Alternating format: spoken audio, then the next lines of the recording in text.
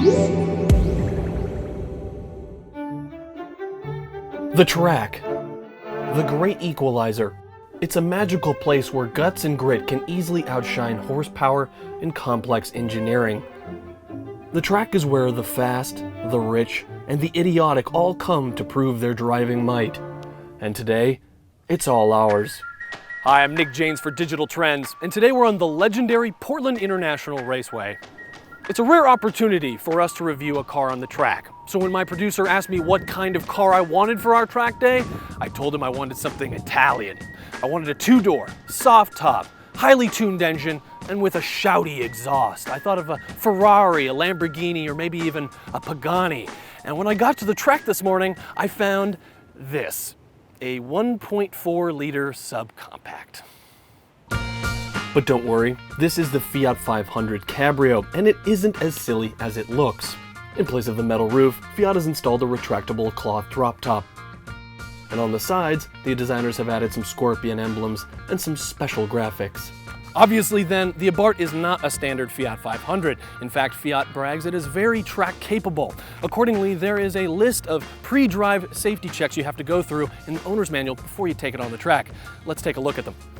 Are the tires fully inflated? Yes, it has tires. Are the lights all working? Yes, they are intact.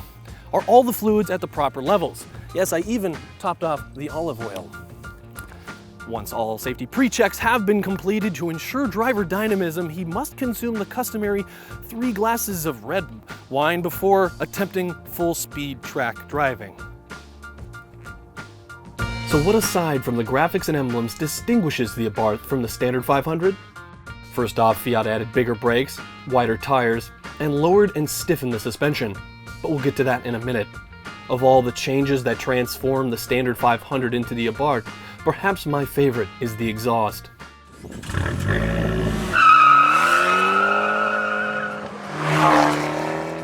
And that ferocious sounding exhaust is no accident either.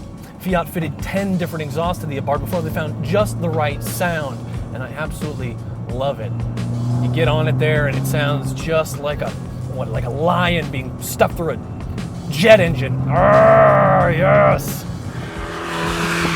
And what engine makes such mighty noise? None other than Fiat's 1.4 liter multi-air 4-cylinder. This one, however, has had a big turbo fitted to it, so now it makes 160 horsepower and 170 pound-feet of torque. The feisty little 4 will push the Abarth to 60 from a dead standstill in less than 7 seconds. The performance upgrade is not simply a bolt-on turbocharger coincidence.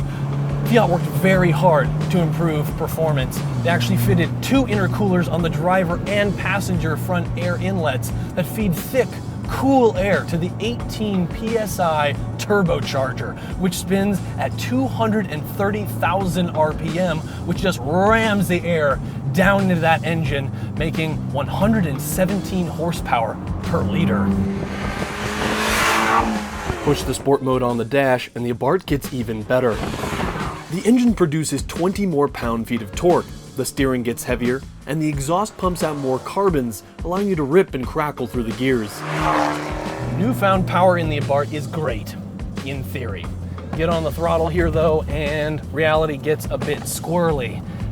The front and back wheels are so close together that any change in torque or steering angle sends the Abarth off in a whole new direction suddenly, and with all that torque, you really have to white knuckle this big sport steering wheel just to keep it in line.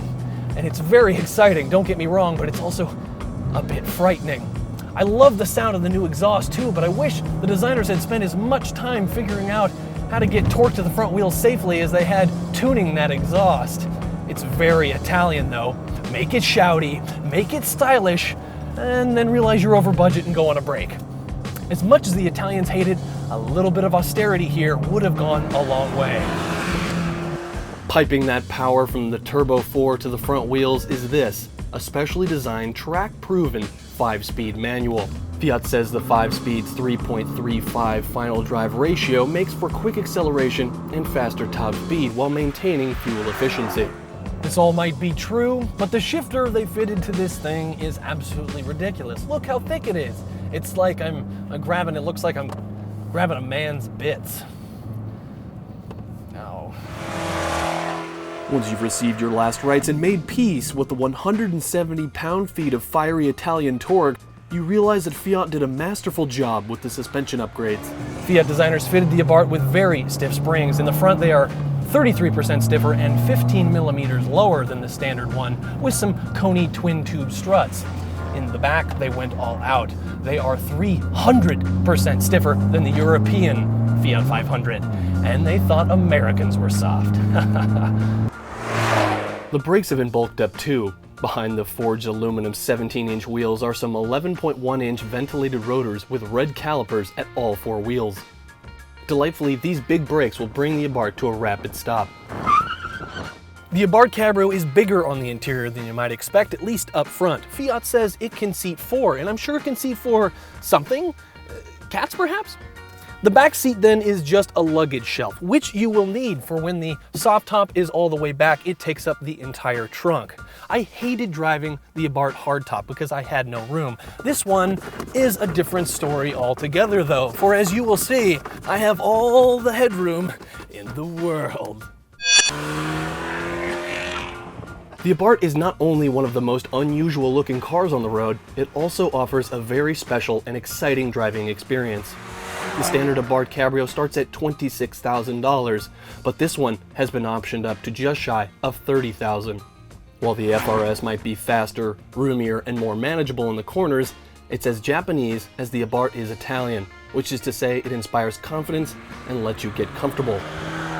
The Fiat shouts and waves its arms in the air unlike most any other car for under $200K, constantly reminding you that you are a stamp on the throttle away from driving right on the edge with your heart palpitating and a big grin plastered on your face. And all this for liras on the dollar.